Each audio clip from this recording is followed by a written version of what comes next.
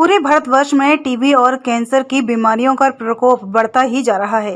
इस भयानक बीमारियों की चपेट में आने से अनेकों मरीज तक अपनी जान गंवा चुके हैं। साथ ही टीबी और कैंसर की बीमारियां लोगों पर हावी होती जा रही हैं। इन बीमारियों पर काबू पाने के लिए केंद्र सरकार द्वारा हर तरह का प्रयास किया जा रहा है। साथ ही टीबी और कैंसर की बीमारियों पर काबू पाने के लिए गंगाराम अस्पताल के डॉक्टर्स द्वारा तमाम तरह के प्रयास किए जा रहे हैं।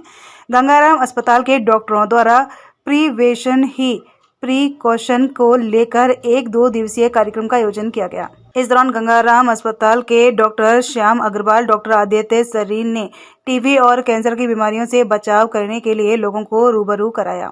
साथ ही लोगों से अपील की गई कि डॉक्टरों द्वारा समय अनुसार नियमों का पालन करते रहेंगे तो टीबी और कैंसर के अलावा अनेकों बीमारियां लोगों पर हावी नहीं हो पाएंगी।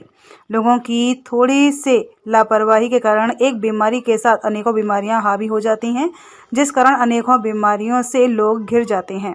डॉक्टर श्याम अग्रवाल भी मेरे साथ इस वक्त जुड़ गए। इनके द्वारा समझते हैं चीज़ों को। आज के कार्यक्रम को किस प्रकार से देखते हैं? मैं डॉक्टर श्याम अग्रवाल हूँ, medical oncology department Gangaram hospital का चेयरपर्सन, और मेरे साथ डॉक्टर आदित्य सरीन है जो कि इस कैंसर कनेक्ट की जो ऑर्गेनाइजेशन कर रहे हैं एज अ चीफ ऑर्गेनाइजर। तो इसमें बेसिकली हम लोग वेरियस कैंसर्स के डिफरेंट एस्पेक्ट्स को लेके लोगों को विदेश से भी और देश के दूसरे हिस्सों से बुलाया है ताकि हम इंटरेक्ट कर सकें, डिस्कशंस कर सकें। और कैंसर एक ऐसी बीमारी है जिसमें कि डेवलपमेंट बहुत तेज़ी से हो रही है और मरीज़ों को बेनिफिट देने के लिए एक मल्टी डिसिप्लिनरी टीम की ज़रूरत होती है, जिसमें कि ऑपरेशन वाले, रेडिएशन वाले, कीमोथेरेपी वाले, जेनेटिक्स वाले, न्यूक्लियर मेडिसिन वाले, रेडियोलॉजी वाले, बहुत सारे डिपार्टमेंट्स, पैथोलॉजी सब जुड़ते हैं। तो मैं ये कहना चाहता हूँ कि आजकल कैंसर में इलाज में 5 पद्धतियाँ हुआ करती थी। काफ़ी बार बोलता हूँ मैं ये, ऑपरेशन, रेडिएशन, कीमोथेरेपी, अब टारगेटेड थेरेपी और इम्यूनोथेरेपी आ गई हैं जो कि बहुत ही लोगों की समस्या को हल करने में कैंसर की कामयाब हो रही हैं। लेकिन अगले कुछ वर्षों में एक लीप लेने वाले हैं हम लोग, क्योंकि molecular understanding, next generation sequencing की वजह से कैंसर के फुटप्रिंट को अंडरस्टैंड करना और उसके अकॉर्डिंगली उसको टारगेट करना, ये एक बहुत बड़ी उपलब्धि हो रही है वैरायटी ऑफ कैंसर्स में। तो एंटीबॉडी ड्रग कॉन्जुगेट्स कुछ महंगी हैं, कुछ सस्ती हो जाएंगी।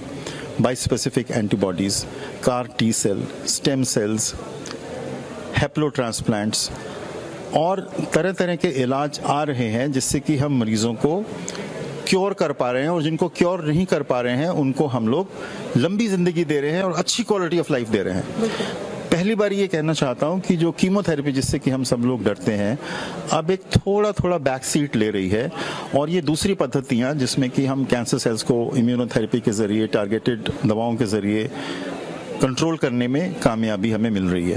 कैंसर के कारण यदि जानना चाहूँ तो क्या कैंसर के कारण होते हैं, आपके द्वारा समझना चाहूँगी। देखिए, एज सच हमारे पास कोई एक कारण नहीं है, हम सारे रिस्क फैक्टर्स की तरफ चलते हैं। कुछ रिस्क फैक्टर्स हम मॉडिफाई कर सकते हैं, कुछ हम मॉडिफाई नहीं कर सकते। जैसे कि अगर किसी पेशेंट की फैमिली हिस्ट्री में पॉजिटिव है या जीन्स के अंदर ऑलरेडी अब नॉर्मेलिटी है, अनफॉर्चुनेटली आज की डेट में वो नॉन मॉडिफाइबल रिस्क फैक्टर्स में आता है। कुछ मॉडिफाइबल रिस्क फैक्टर्स होते हैं, जैसे हमारा ओबेसिटी है, हमारा सेडेंटरी लाइफस्टाइल है, alcohol consumption, smoking, tobacco chewing, और साथ ही साथ आप देख रहे हैं कि जो फीमेल्स हैं वो लेट शादी कर रही हैं, उससे भी कुछ कैंसर्स के अंदर वृद्धि हो रही है। सो अगर आप मेरे से ये सवाल पूछते हैं कि कोई एक कारण बताइए, वेल अभी तक हमारे पास एक कारण नहीं है। इनफैक्ट बहुत सारे कारण हैं, हर एक के अपने अपने रिस्क फैक्टर्स हैं। अगर आप अपने रिस्क फैक्टर्स को कम कर दें तो डेफिनेटली उनसे होने वाले संबंधित कैंसर, जैसे हेड एंड नेक कैंसर है, ओरल कैविटी कैंसर है, ईसोफेगस कैंसर है, स्टमक कैंसर है, ऐसी बीमारियां कम हो सकती हैं। In fact breast cancer, liver cancer, सारी चीजें कम हो सकती है अगर आपके रिस्क फैक्टर्स आप मैनेज कर सकते हैं। क्योंकि जो नॉन मॉडिफाइबल है, अनफॉर्चुनेटली उनके लिए आप बस प्रिपेयर रह सकते हैं, इससे पहले कि कोई जीन आपके बॉडी के अंदर कोई ऐसा ट्यूमर डेवलप होए, आप उसकी स्क्रीनिंग के अंदर जल्दी इनकॉर्पोरेट होके आप उससे पहले डिटेक्ट कर सकते हैं। तो मोटे मोटे हमारे पास यही 2 कारण होते हैं। तो मॉडिफाइबल, जो जनरली हम अपनी आम व्यवस्था के अंदर उसको ठीक कर सकते हैं, और नॉन मॉडिफाइबल अनफॉर्चुनेटली हम उसमें सिर्फ अलर्ट रह सकते हैं। दिल्ली से दैनिक भास्कर के लिए अफशा खान। दिल्ली से अफशा खान की रिपोर्ट।